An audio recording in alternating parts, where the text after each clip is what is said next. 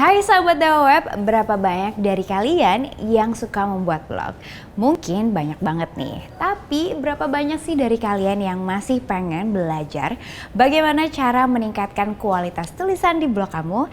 Nah, kali ini kita akan membahas topik tersebut plus hal apa aja yang harus dihindari dalam membuat blog supaya blog kamu bisa memikat banyak pengunjung.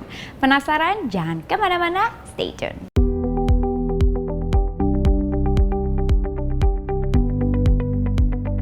Ada banyak alasan untuk membuat blog, seperti untuk memberikan informasi yang lagi happening, sebagai sarana untuk mengekspresikan diri dan pikiran, memulai karir sebagai penulis, atau bahkan mencari keuntungan dengan memonetasi blog yang kamu punya. Nah, kalau memiliki blog sendiri, kamu punya lebih banyak kendali untuk mengatur berbagai macam hal, mulai dari topik, tema, atau niche market, jadwal upload artikel, hingga hal-hal mendetail seperti desain website. Berikut ini ada beberapa tips yang perlu kamu perhatikan untuk menarik pembaca dan menggugah pikiran kamu agar selalu kreatif. Yang pertama, tulis apa yang kamu sukai. Apakah kamu suka menulis tentang kuliner atau review makanan? Atau mungkin kamu lebih suka membahas seputar game terbaru? Apapun niche atau topik yang akan kamu gunakan untuk blog kamu, pastikan kamu juga menyukainya. Karena blog adalah hasil representasi ide dari sang penulis. Jadi pikirkan kembali nih apa yang akan kamu tulis di blog kamu. Jika kamu berniat untuk menulis tentang lebih dari satu topik, kamu bisa membagi jenis-jenis tulisan kamu ke dalam kategori berbeda. Yang kedua adalah jadi berbeda dari yang lain.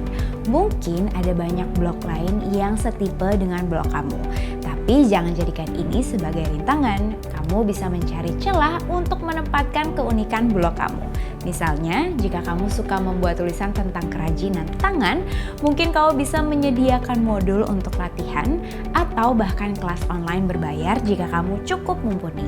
Lakukanlah riset untuk melihat blog dengan genre yang mirip dengan blog kamu, lalu cari apa yang kurang dari mereka, dan buatlah itu menjadi kelebihan di blog kamu. Jika blog kamu berisi resep makanan atau tips memasak, mungkin kamu bisa mengajak pembaca untuk subscribe email bulanan berisi resep khusus. Buatlah ide unik yang berbeda dari blog lain. Ketiga, talk with them, bukan talk to them. Ketika menulis sebuah blog, usahakan kamu berbicara dengan pembaca, bukan berbicara kepada pembaca. Ajak pembaca memasuki wacana yang kamu sajikan bagi mereka, buatlah kalimat kamu lebih hidup. Beberapa cara yang bisa kamu lakukan adalah dengan menggunakan kalimat-kalimat deskriptif yang menggambarkan situasi atau sebuah tempat dengan jelas. Lalu jangan lupa selipkan apa yang kamu rasakan dari indera kamu seperti rasa makanan, sejuknya udara, dan juga sebagainya. Selain itu, perbanyak menggunakan kalimat aktif ketimbang kalimat pasif. Yang keempat, content is the key.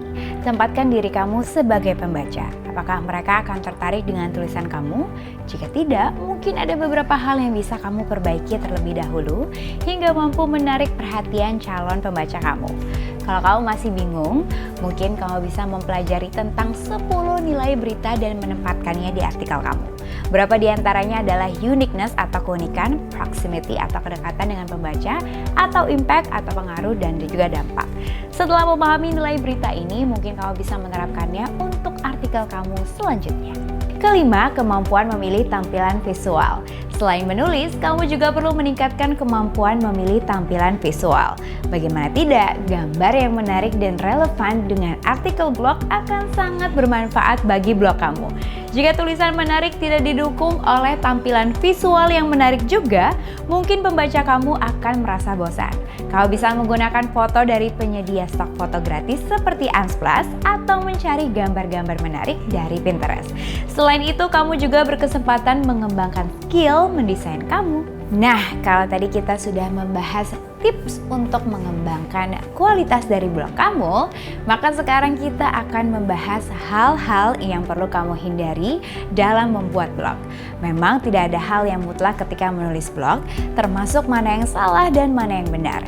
Namun, berikut ini ada beberapa hal yang biasanya menyulitkan seorang blogger untuk menaikkan popularitas blog hingga mengurangi minat target audiens terhadap blog mereka. Yang pertama, tidak mengenal target audiens. Satu kesalahan paling umum yang dilakukan seorang blogger adalah mereka tidak tahu siapa yang jadi target audience. Mereka membuat konten tentang beragam jenis topik dan pembahasan tanpa peduli apakah pembaca tertarik dengan topik atau tulisan mereka. Sebelum mengembangkan sebuah blog, sebaiknya kamu juga membuat gambaran tentang sosok pembaca ideal yang kamu tuju, mulai dari segi demografis hingga perilaku. Setelah itu, lakukan riset tentang apa yang mereka sukai atau butuhkan dan jadilah jawaban atas kebutuhan mereka. Kedua, tidak konsisten. Tidak jarang seorang blogger memulai blognya dengan penuh semangat, lalu seiring berjalannya waktu semangat ini mulai padam hingga tak konsisten lagi dalam membuat artikel atau menurunkan kualitas konten karena minatnya sudah berkurang. Ini adalah salah satu kesalahan fatal seorang blogger. Oleh karena itu, jika kamu berniat membangun sebuah blog, lakukan perencanaan yang cukup matang untuk beberapa waktu ke depan. Buatlah kalender editorial bulanan berisi kata kunci utama untuk beberapa bulan sekaligus. Yang ketiga, tidak SEO friendly. Ketika membahas SEO, ada dua kelompok blogger berbeda yang menulis hanya untuk kepentingan search engine dan yang tidak memperdulikan search engine sama sekali. Padahal, kamu tetap bisa membagi jenis konten kamu dalam kategori masing-masing. Apakah ingin menjadi artikel yang SEO friendly atau tidak? Jika tertarik untuk menerapkan SEO on page di website kamu, mungkin kamu bisa mulai mempelajarinya dari webinar Dewa Talks yang ada di channel YouTube Dewa tentang SEO on page dan off page.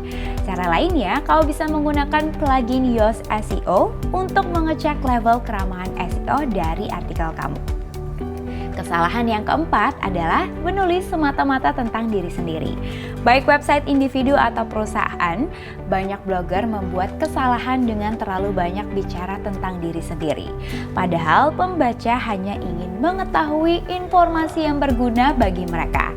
Sederhananya, mereka mencari sebuah nilai dari tulisan kamu, bukan hanya tentang keseharian kamu. Meski bukan berarti kamu tak boleh menyelipkan cerita atau pendapat pribadi di artikel kamu sendiri, tapi tetaplah sesuai konteks dan jangan terlalu berlebihan ketika menceritakan tentang diri kamu. Kecuali jika artikel tersebut memang menjelaskan tentang identitas kamu. Sama halnya dengan blog untuk bisnis. Ketika menulis blog untuk bisnis, kamu bisa membuat artikel edukatif ketimbang artikel dengan topik spesifik yang hanya membahas tentang produk kamu saja. Para pembaca kamu memerlukan informasi edukatif yang dapat meyakinkan mereka tentang siapakah brand kamu dan mengapa mereka harus tertarik dengan produk kamu. Kesalahan kelima adalah tidak memiliki niche yang kuat. Salah satu kesalahan yang sering dilakukan seorang blogger adalah menjadi segalanya bagi semua orang. Misalnya, di sebuah website ada artikel tentang kesehatan, resep makanan, review film atau buku, topik tentang gaming hingga ikut-ikutan membahas politik sekaligus. Alhasil, blog tersebut tidak mempunyai arah yang jelas. Oleh karena itu, tetapkan terlebih dahulu niche yang ingin kamu gunakan dan batasi topik pembahasan di blog kamu.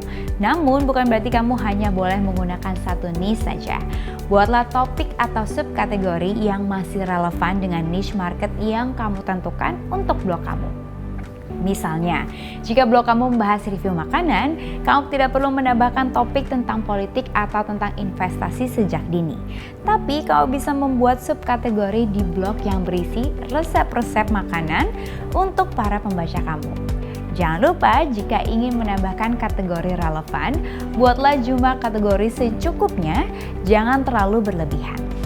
Kesalahan yang keenam adalah tidak berkomitmen pada proses. Banyak orang yang masuk ke dunia blogging mengira akan menerima dampak langsungnya bagi bisnis mereka dan mendapat banyak keuntungan.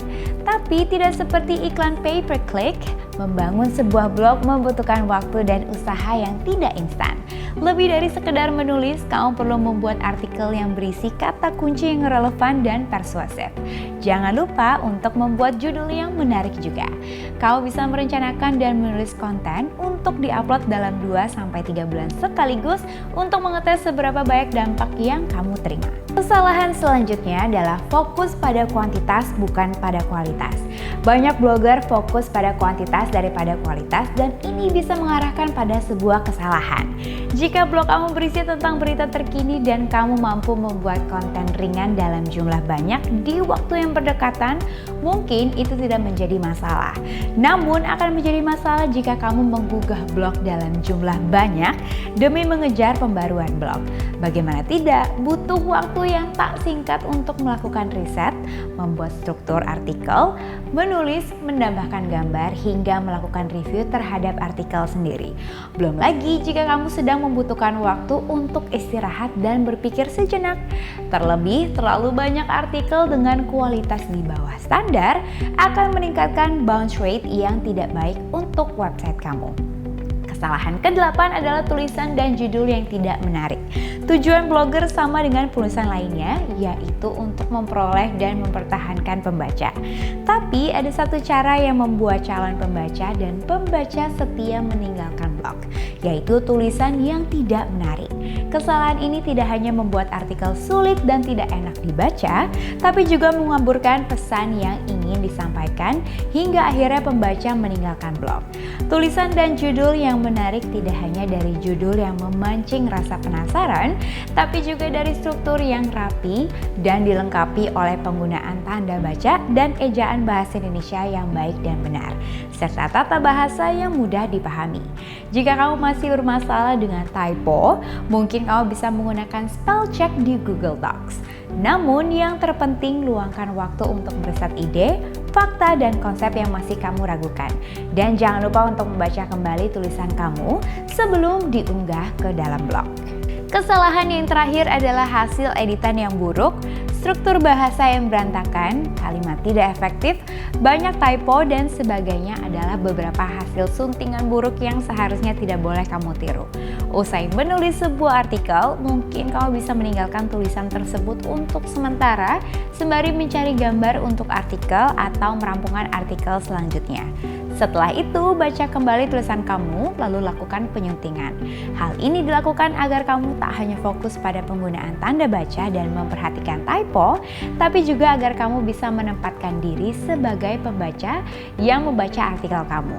Jika ada kalimat-kalimat yang kurang logis atau sulit dipahami, segera perbaiki. Well, semoga video bermanfaat ya. Sebagai salah satu penyedia cloud hosting terbaik di Indonesia, DewaWeb selalu siap untuk menjadi partner bisnis kamu dalam meraih sukses online dengan menyediakan informasi bermanfaat buat kamu. Jika kamu mau belajar banyak hal baru mengenai internet dan digital marketing, kunjungi dewaweb.com/blog. Tapi kalau kamu butuh cloud hosting yang cepat, aman, dan dapat diandalkan, kamu bisa mengunjungi dewaweb.com. Seperti biasa, kalau kamu punya pertanyaan, langsung aja tulis pertanyaan kamu di kolom komentar di bawah ini. Jangan lupa like, subscribe, and also turn on the notification from our YouTube channel. I will see you guys in the next video. Bye! Hari ini kita syuting di The Connex yang berlokasi di Cyber 2 Tower. Untuk informasi lebih lanjut, linknya ada di bawah. Cari hosting yang aman, Dewa.